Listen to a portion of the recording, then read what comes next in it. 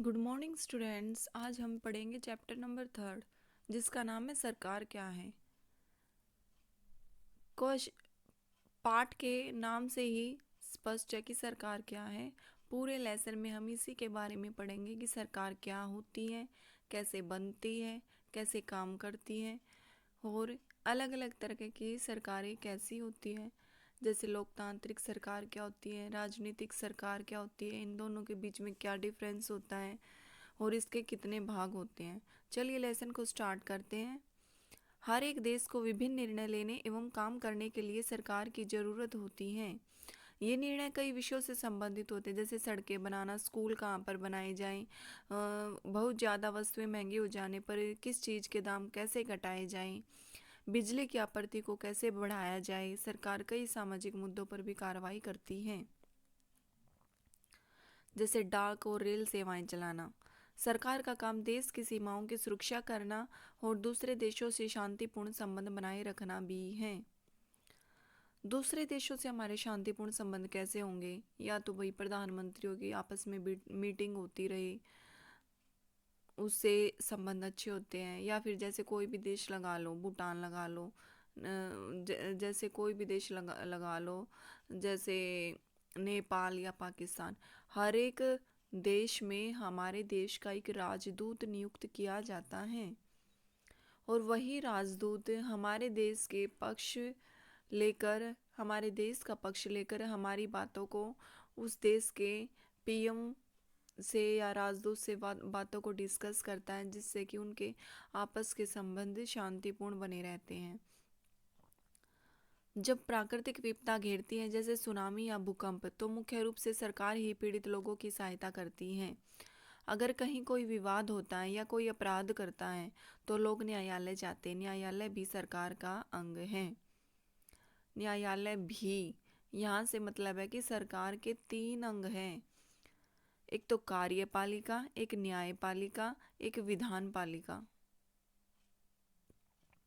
उदाहरण के लिए संसाधनों के नियंत्रण और देश की सीमा की सुरक्षा की जरूरत होती है ताकि लोग सुरक्षित महसूस कर सकें। लोगों के लिए सरकार कई तरह के काम करती है, ये तो है ही, स्पष्ट है ये बात तो। वह नियम बनाती है, लोगों की भलाई को देखते हुए, संविधान को मद्देनजर रखते हुए निर्णय लेती है, अपनी सीमा में रहने वाले लोगों पर उन्हें लागू करती है। सरकार के स्तर। दरअसल सरकार अलग अलग स्तरों पर काम करती है, जैसे स्थानीय स्तर पर, राज्य के स्तर पर, राष्ट्रीय स्तर पर। स्थानीय स्तर की बात करते हैं। सबसे पहले स्थानीय स्तर होता है हमारा जो क्षेत्रीय इलाका है, हमारा जो लोकल एरिया है, हमारे आसपास का एनवायरनमेंट। जैसे स्थानीय स्तर का मतलब आपके गांव, शहर या मोहल्ले से हैं। राज्य स्तर का मतलब पूरे राज्य को ध्यान में रखे, जैसे हरियाणा या असम की सरकार पूरे राज्य में काम करती है। राष्ट्रीय स्तर की सरकार का संबंध पूरे देश की सरकार से होता है।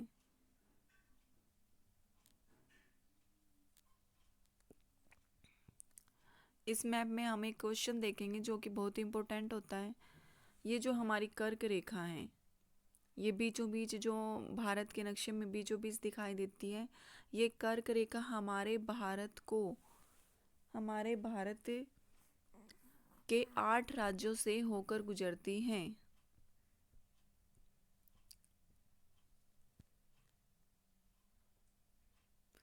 इसमें हमारे भारत का प्रशासनिक प्रभाग दिखा रखा है। यहाँ पर एक क्वेश्चन है मेन कि आंध्र प्रदेश राज्य के पुनर्गठन के बाद 2 जून 2014 को तेलंगाना भारत का 29वां राज्य बना। सरकार एवं कानून। सरकार कानून बनाती है। देश में रहने वाले लोगों को वे कानून मानने होते हैं।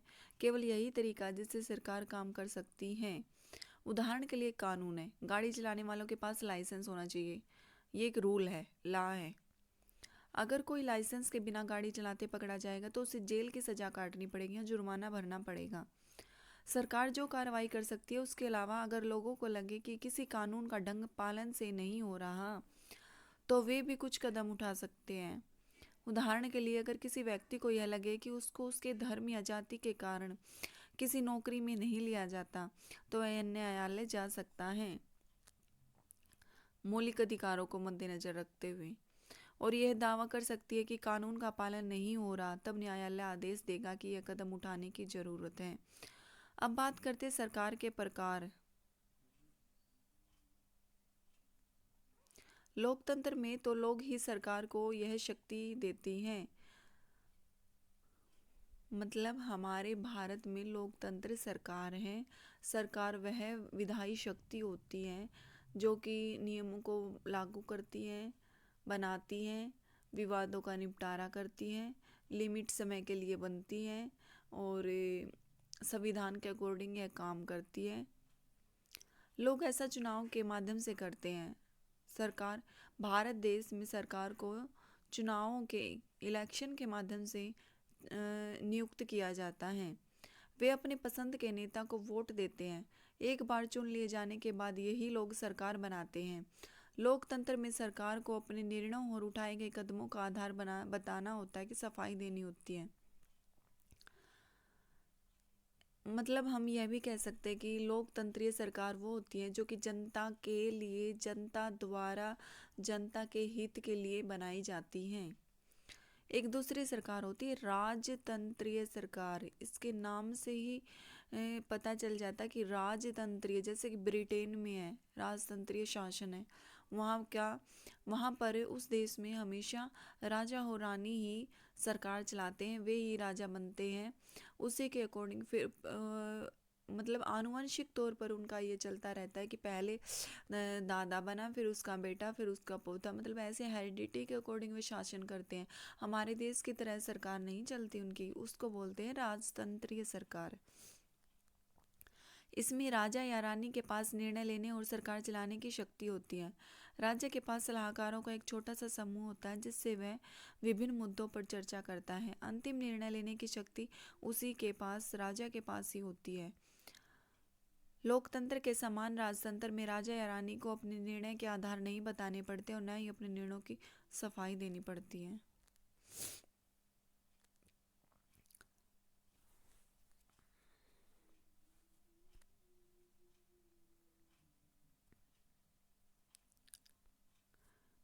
ये बुक में दो जगह पर मुझे गलती नजर आई।